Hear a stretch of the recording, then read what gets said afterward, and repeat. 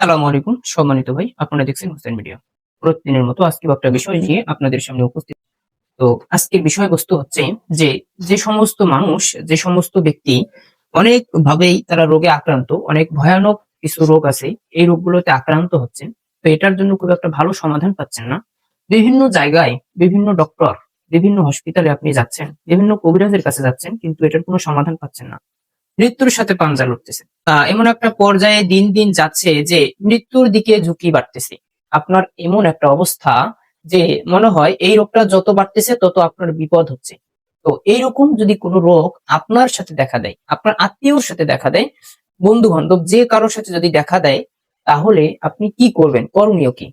দেখেন, আল্লাহ তাআলা আমাদের কোরআনুল কারিমে কিন্তু এটার একটা খুব ভালো একটা সমাধান আমাদেরকে দিয়ে দিছে।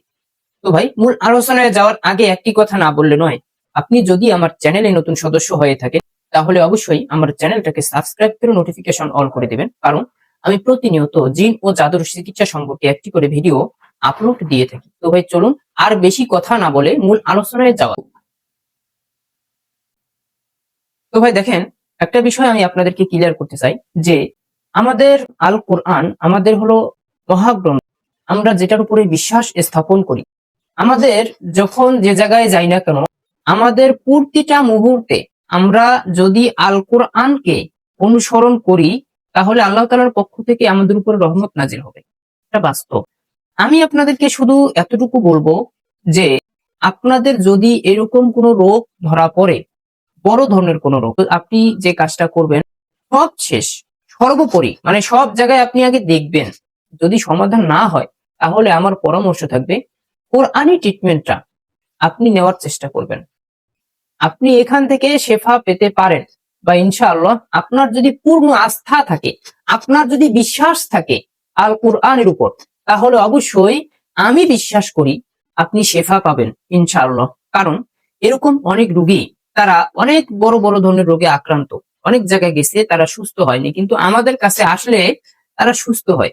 আমরা কিন্তু অলৌকিক কোনো কিছু দিয়ে আমরা তার ট্রিটমেন্ট দিচ্ছি না, আমরা কোরআন দ্বারা ট্রিটমেন্ট দিচ্ছি, তা কোরআনের আয়াত পড়ে ফু দিচ্ছি। শুধু এতটুকুই, এই ছাড়া বাড়তি কোনো পাওয়ার, স্পেশাল কোনো পাওয়ার আমাদের ভিতরে নাই, আমার ভিতরে নাই। কিন্তু রুগীটা সুস্থ হচ্ছে, এই জিনিসটা বুঝতে হবে।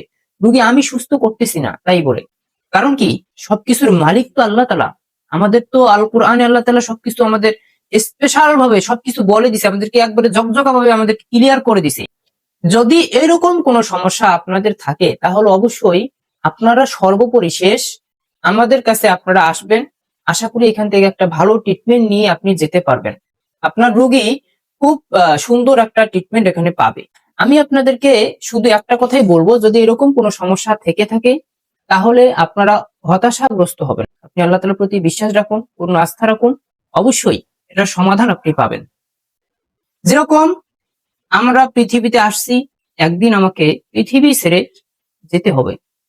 যুগে যুগে আমরা, আমাদের পূর্বে যারা আসছে তারা আজকে চলে গেছি, আবার যারা আসবে তারাও যাবে, আমরা আসছি আমরাও চলে যাব।